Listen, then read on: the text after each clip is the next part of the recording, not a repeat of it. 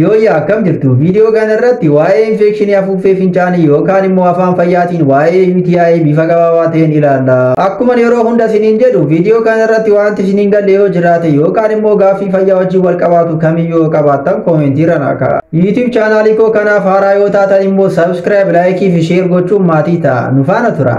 Infekshinii afuuffee fincaanii jechuun baakteeriyaawwan garaagaraa gara afuuffee fincaanii keessa seenuun infekshinii gaafa uuman kan dhufu yeroo ta'u, dhukkubni infekshinii afuuffee fincaanii kun nama kamii fi saala kamiyyuu otoo filatiin dhukkuba qabuu danda'u yeroo ta'u, garuu yeroo baay'ee carraan dubartoota irratti uumamuusaa bal'aadha. Sababni isaas afuuffeen fincaanii isaanii gabaabaa waan ta'eefidha. Mallattoowwan namni dhukkuba afuuffee fincaanii kanaan qabame agarsiisuu danda'u. Fincaan dafee siin qabuun yoo jiraate, yeroo fincaan fincootan dhukkubbiin sinitti dhagahamu yoo jiraate, fincaan fincaa'uuf nama gunnuu yookaan ariifachiisuun yoo jiraate, garaa keessan garagalii dhukkubbiin kan sinitti dhagahamu yoo jiraate, fincaan keessan boora'uu yookaan dhiiga makachuun yoo jiraate, foolii godhachuu fi akkasumas otoo homaan hojjetiin dadhabbiin kan sinitti dhagahamu yoo ta'e mallattoo infekshinii afuuffee fincaanii ta'uu danda'a. Yaalii yookaan qorichoonni dhukkuba infekshinii afuuffee fincaanii kana balleessuuf kennaman maal fakkaatu kan jennu yeroo ilaallu, namni tokko mallattoowwan dhukkubbii amma sinitti hime keessaa muraasa qabatee gaafa gara mana yaalaa deemu, mirmaraa yookaan sakatta'insi garaagaraa gosa infekshinii fi sadarkaa dhukkuba isaa adda baasuuf ni kennamuufi. Sakatta'insi yookaan mirmaraawwan kunis sakatta'insa dhiigaa yookaan CBC, sakatta'insa fincaanii yookaan urine test, yeroo tokko tokko immoo ultrasoundiin isaa ajajamuu danda'a. Dhukkuba infekshinii afuuffee fincaanii kana yeroo baay'ee qorichoota yeroo gabaabaa fudhatanii irraa fayyuu dandeessu. Garuu dubartoota ulfaa fi dhiirotaaf dhukkuba infekshinii afuuffee fincaanii kanarraa fayyuuf yeroo dheeraa fudhachuu danda'a. Qorichoonni infekshinii afuuffee fincaanii yaaluuf nu gargaaran immoo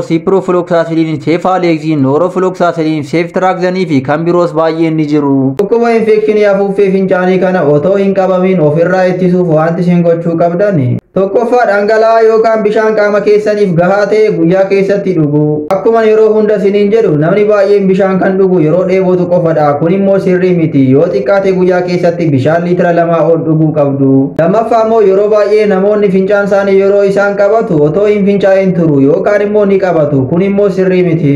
Yeroo fincaan keessan qabattan baakteeriyaawwan ol deebi'uun infekshinii afuuffee fincaanii fi infekshiniiwwan biroo uumuu danda'u. Kanaafuu fincaan keessan yeroo isin qabatu otoon tursiisin yookaan immoo otoon qabatiin dafanii fincaa'uun baay'ee gaariidha. Akkasumas immoo uffata keessaa yookaan paantiiwwan carqii laaloon irraa hojjetaman fayyadamuu dhiisa. Bakka isaa uffata keessaa yookaan paantiiwwan jirbii yookaan kootan irraa hojjetaman otoo fayyadamtan filatamaadha. Kan biraa immoo uffata kamiyyuu yeroo bitattani uffatoota garmalee siin qaban yookaan immoo dhiibbaa uumuu danda'an utuu fayyadamuu baattan filatamaadha. Egaa ergaan fayyaa irraaf qabadhee isinii dhiyaadhe kana fakkaata ture. Akkuma yeroo hunda isiniin jedhu wanti isiniin galle yoo jiraate yookaan immoo gaaffii fayyaa wajjin wal qabaatu kamiyyuu yoo qabaattan koomentiirra naa ka'a. Viidiyoon har'a isinii dhiyeesse kanarraa yoo barattanii fi faayidaa yoo argattan immoo YouTube chaanaalii kana subscribe, laayikii fi sheer gochuun irraanfatinaa. Nagaan tura.